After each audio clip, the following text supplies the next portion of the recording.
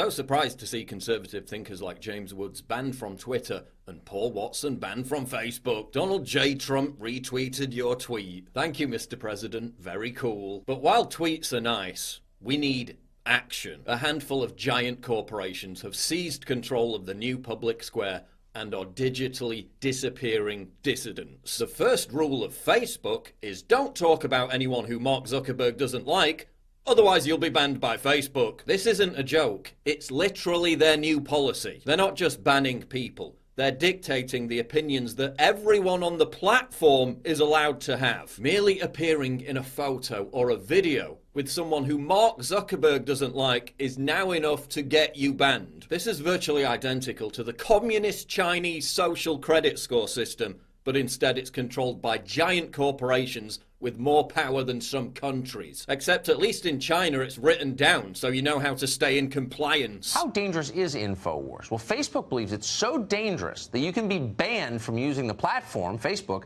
just for sharing its content unless you simultaneously denounce it. Let that penetrate for just one moment. Think about it, just for a second.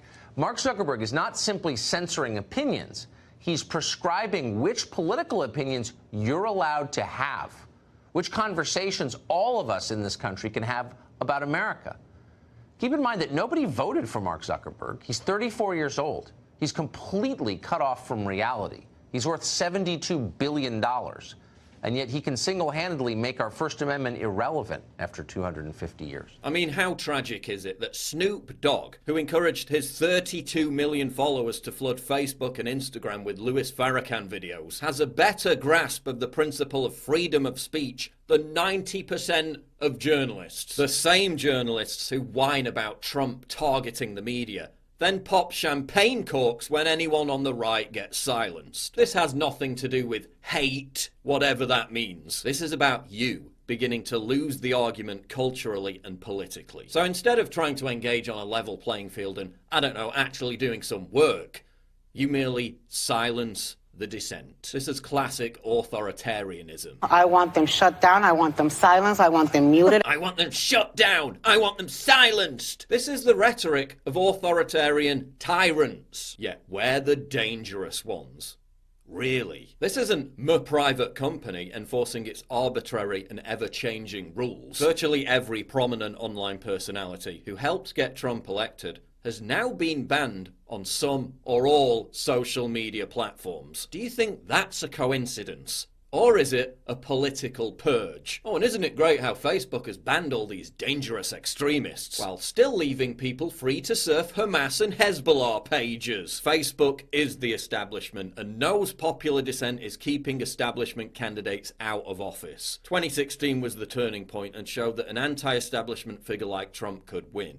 So they're silencing populist voices ahead of 2020. Here's what needs to happen. Platform access should be a civil right for all citizens in all countries. We need a digital Bill of Rights. Social media is the digital public square. The only circumstance for banning someone from the digital public square should be if they abuse that public square to post something criminal or an immediate incitement to violence. In coordination with this, Facebook and every other big tech firm which fails to live up to this new standard should have its legal immunity under Section 230 of the Communications Act stripped. Facebook no longer acts as a platform, it acts as a publisher.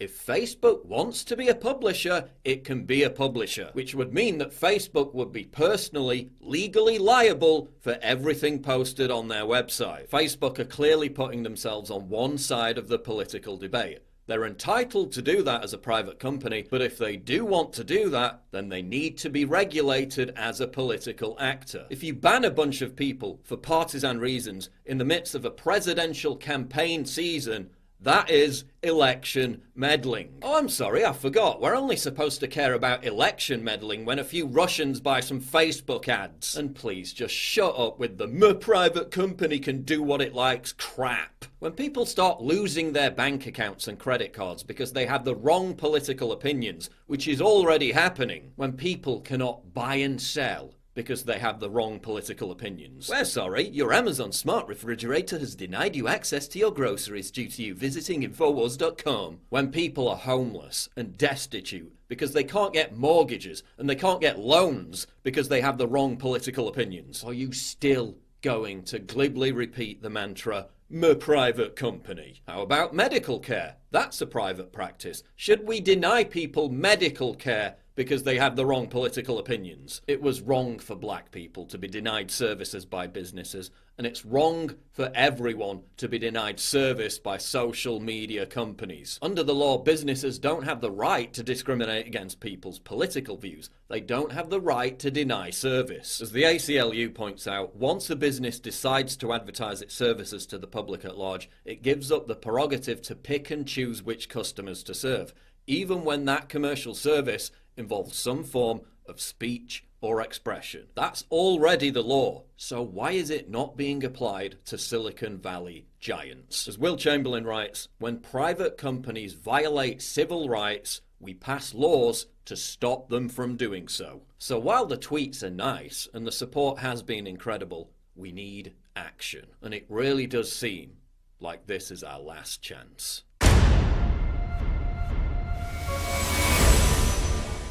It's absolutely crucial for us to stay in touch that you subscribe to my free newsletter right now at summit.news/newsletter.